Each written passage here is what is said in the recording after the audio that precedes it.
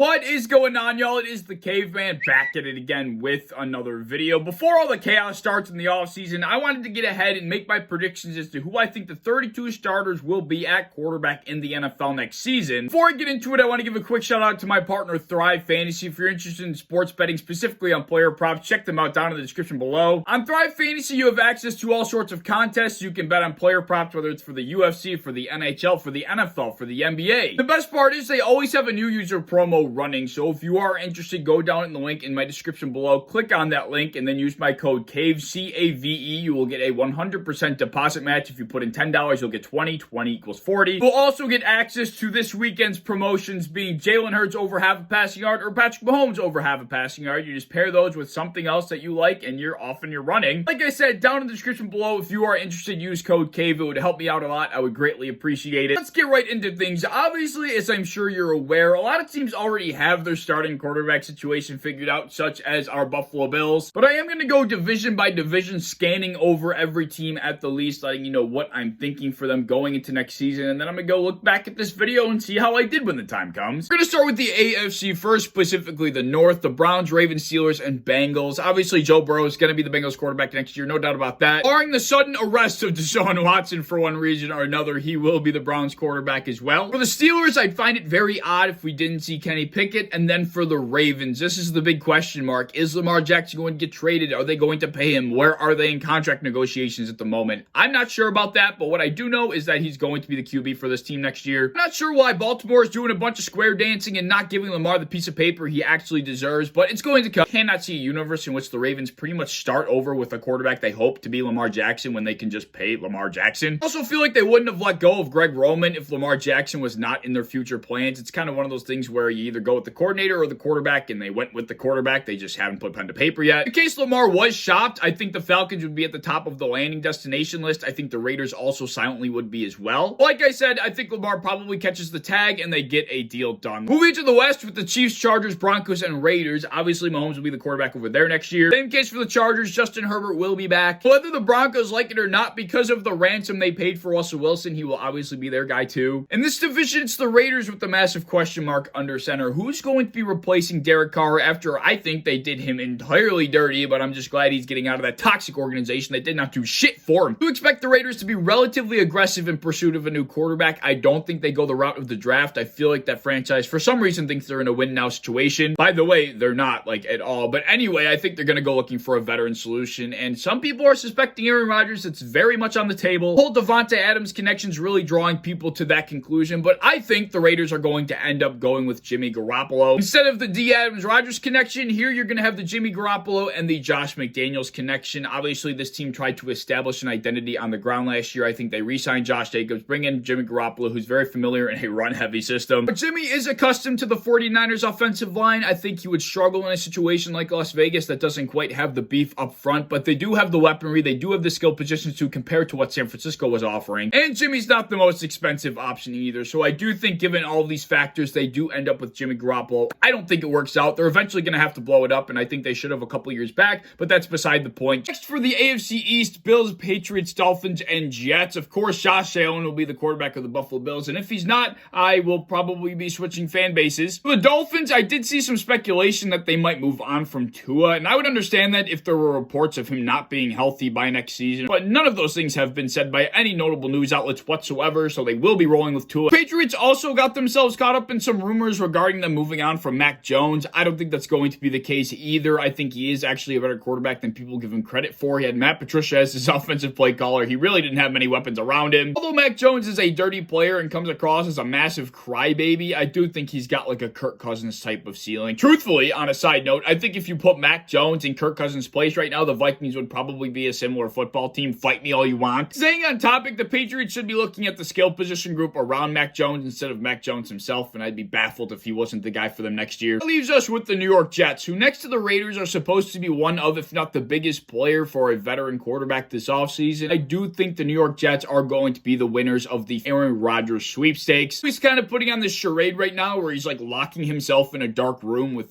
barely any food or water, no connection to the outside world, just being an absolute whack job. I don't know why bro just can't go to bed and sleep on it like any other normal human being would do when they have a big decision to make, but that's Aaron Rodgers. He's probably having a conversation with the Hat Man right now, but But nevertheless, I do think he's a New York Jet next season. I don't even think the hire of Nate Hackett as offensive coordinator has much to do with it. I think that was just the Jets' attempt to put a cherry on top of the whole thing. If you ask me, the second that the Packers season ended, he was a New York Jet. He wasn't going back to Green Bay because it would not have made sense for either side. He's not going to retire on the note that they finished on. Considering New York's circumstances where they were actually a very good football team outside of their quarterback position, they were in the market for Tyreek Hill last season, so they're willing to make a big splash. They have the capital to do so. At this point, it just feels like a matter of when, not if, and that really sucks to say out loud as a Bills fan because we struggled to win the conference without a Hall of Fame quarterback thrown in the mix, and now here we are, and he's going to be, per my projections, in the division. So that's great. Now for the South with the Jags, Titans, Texans, and Colts. Obviously, Trevor Lawrence will be the quarterback for the Jags next year, right? For the Titans, prior to Brady retiring, I actually thought Tom would end up going to Tennessee and Ryan Tannehill would be on his way out. But I do think given the landscape of current quarterbacks available, it would make the most sense for them to roll with Tannehill once again. But for the Colts and the Texans, I'm going to do them like as a tandem because I do think both of them have a rookie quarterback starting for them for a majority of 2023. Two of the Colts jumping into the number one spot, whether they take CJ Stroud or Bryce Young, I really haven't decided that part yet, but right now in my current projection, I do have it being CJ Stroud. Then, of course, that would have the Houston Texans ending up with whoever the other one is right now. That would be Bryce Young. Like I said, bottom line, I do have a rookie quarterback starting for both of these teams. To knock out the NFC real quick, starting with the North, the Vikings, the Packers, the Bears, and the Lions. I do think the Vikings, unfortunately for Vikings fans, will be sticking with Kirk Cousins. Not sure how much longer the Kirk Cousins experiment is going to last in this league, but eventually this team has to come to their senses that they're not going to win shit with this guy. Sorry, I let my inner Kirk Cousins hatred come out for a second there. But moving on to the Packers, I think they will happily turn to Jordan Love with the departure of Aaron Rodgers. The Lions, I do think they stick with Goff, but I did see some speculation about them perhaps looking at a quarterback in this upcoming draft as well. And I guess it would make sense. Goff has 1 year left on his contract. Maybe you want to bring in a young guy to sit behind him for a season. Jared definitely limits the offense, and eventually he will be replaced. But this is a process, people. Keep the guy under center, rebuild the rest of your roster, and then figure that portion out. Lastly, for Chicago, I cannot believe there are people out there that thought that they would actually trade Justin Fields. I don't care what the front office situation looks like. This dude played more than well enough to hold on to him. If the Bears were better around Justin, they probably would have been fighting for a playoff spot, but I digress. The Bears would be the biggest of morons to move on from Fields, man. They are going to be sticking with him. Up for the West with the Rams, the 49ers, the Seahawks, and the Cardinals. I think the Rams will be sticking with Matthew Stafford, and after this season, if things go south, then maybe you can start exploring other options, and Sean McVay will have to part ways with his lover boy. As long as Stafford is able to stay healthy and he has Cooper Kupp to throw to, he's a top 10 quarterback in this league. Next for San Francisco, they will be rolling out with Trey Lance next year. Even if Brock Purdy is ready for the start of the season or he didn't injure his UCL at all, it would have been Trey Lance still. There is just no way that given what the 49ers traded to get Trey Lance that they were just going to give up on him. They've only seen him in limited capacity, and when you factor in the upside and what he could bring to this offense that Brock Purdy can't,